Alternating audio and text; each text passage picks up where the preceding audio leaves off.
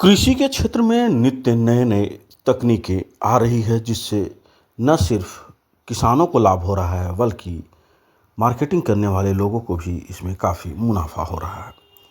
आज हम बात कर रहे हैं जैन इरिगेशन सिस्टम लिमिटेड द्वारा विकसित ईयर आलू तकनीक की, जो इस समय कृषि क्षेत्र में चर्चा का विषय बना हुआ है। यह तकनीक पारंपरिक खेती से अलग हवा और बिना मिट्टी के आलू के उन्नत बीज तैयार करने की एक आधुनिक विधि है। इस तकनीक और इसके फायदों पर आधारित विस्तृत चर्चा के लिए आज रांची के एक निजी होटल में कार्यक्रम रखा गया।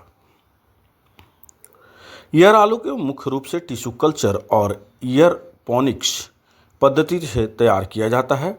इसमें पौधों की जड़ें हवा में लटकी होती है जिन्हें पोषक तत्वों की धून दी जाती है। आज दीप प्रज्वलित करने के साथ ही इस ईयर आलू की किस्मों का अनावरण भी हुआ।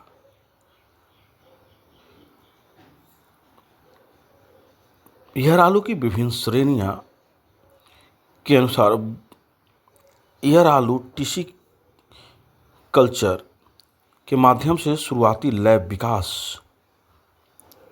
पर आधारित होता है।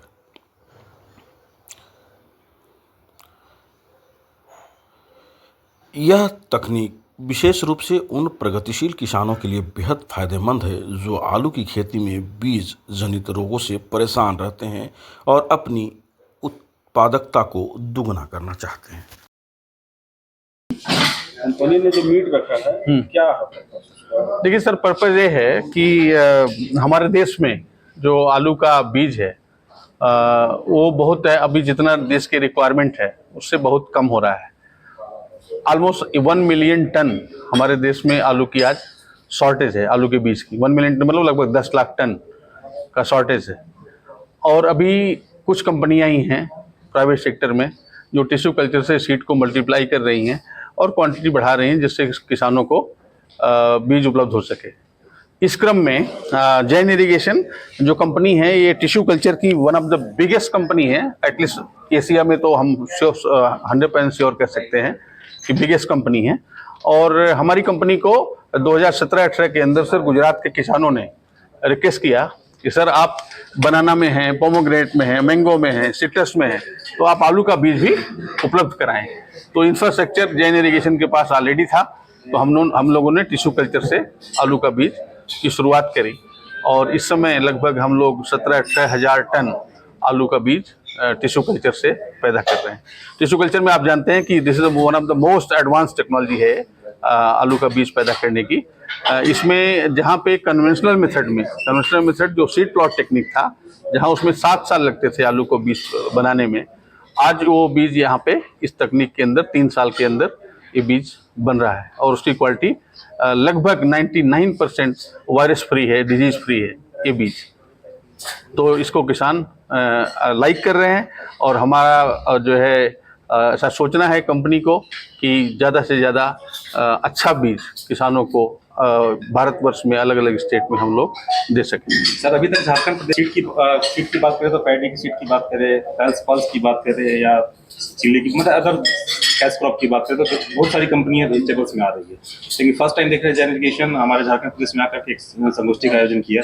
हमारे किसानों को क्या संबोधन करना चाहेंगे खासकर आलू बीज को लेकर? आलू बीज को लेकर सर देखिए, ऐसा नहीं कि आज आपका जो किसान है झारखंड का वो बीज ला रहा है, लेकिन वो बीज करके ला रहा है, वो चाहे उत्तर प्रदेश से ला रहा है या वेस्ट बंगाल से ला रहा है, डिफरेंट जगह से ला रहा है। लेकिन वो सर कोई ऑर्गेनाइज सेक्टर नहीं है, वो आम किसान हैं और उनका जो बीज छोटा हो जाता है, जो बीज छोटा है उसको वो बीज समझ लेता है। वो एक्चुअल में वो बीज नहीं है, वो आलू है। वो आलू है, उसमें जो छोटा है उसको आप बीज में यूज कर रहे हैं। तो अब जो ये तकनीक है जो साइंटिफिक तरीके से, वैज्ञानिक तरीके से आलू बनाया ही जा रहा है बीज के लिए, वो आलू हमारी कंपनी चाहती है कि किसान को हम प्रोवाइड करें।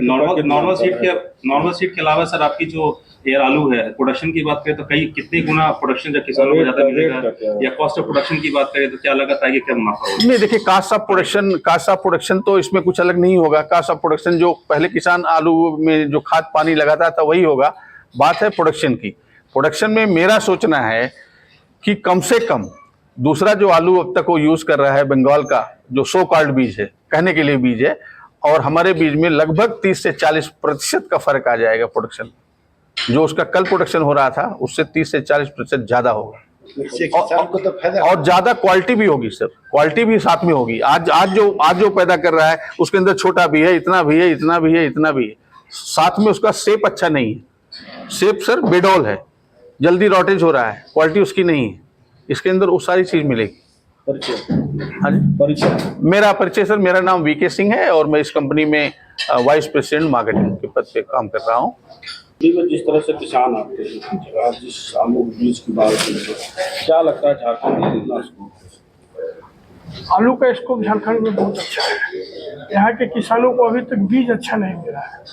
आज जलगांव की एक कंपनी जैन जो आए हैं हम लोग के बीच, जो आज गोष्ठी की हुई है, हम लोगों ने इसे किसान तक पहुँचाएंगे बात।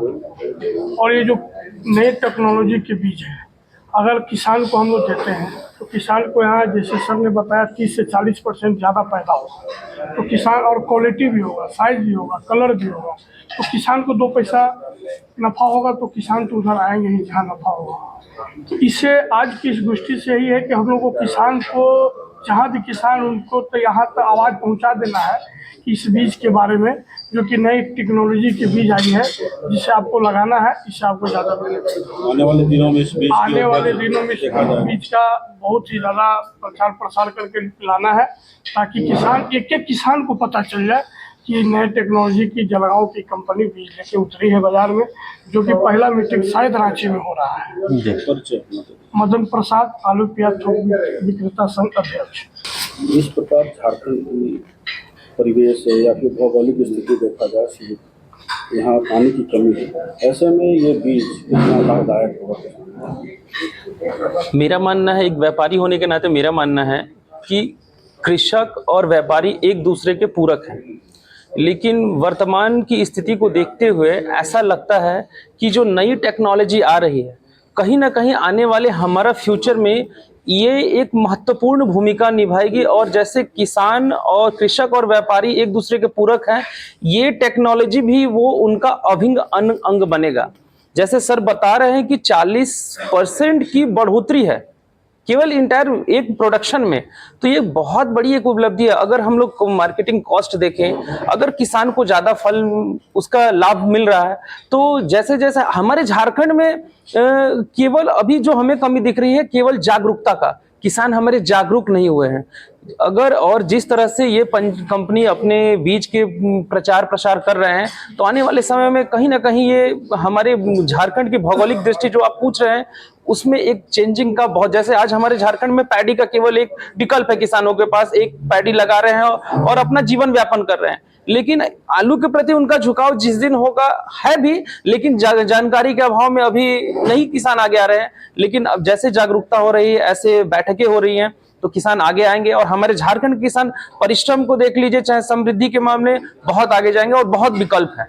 धन्यवाद। मैं रोहित कुमार, झारखंड राज्य कृषि विपणन परिषद सदस्य और आलू प्याज थोक विक्रेता संघ सचिव।